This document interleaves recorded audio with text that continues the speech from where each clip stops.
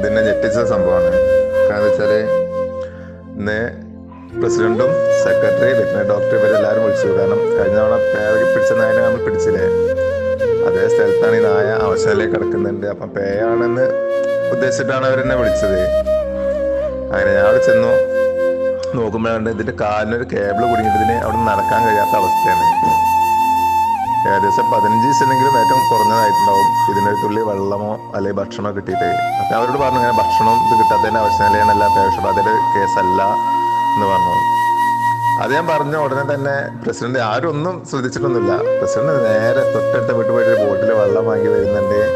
അപ്പൊ തന്നെ അവരോട് കുറച്ച് ചോറ് എന്തെങ്കിലും ഭക്ഷണം തരുമെന്ന്, നല്ല ഭക്ഷണം മെമ്പർ തന്നെ അല്ല പ്രസിഡന്റ് തന്നെ നേരെ കൊണ്ടുവന്ന് കുഴച്ച് നമ്മളെ മക്കൾക്ക് വാരി കൊടുക്കും പോലെ വായിലേക്ക് വെച്ചിരിക്കുക. ഇത് തെരുവുനായെന്ന് കടിക്കുന്ന കാരണം. അപ്പൊ ഞാൻ മെമ്പറോട് ചോദിച്ചു ഇങ്ങനെ എന്താ, അപ്പൊ എനിക്ക് അതിന്റെ വിശപ്പ്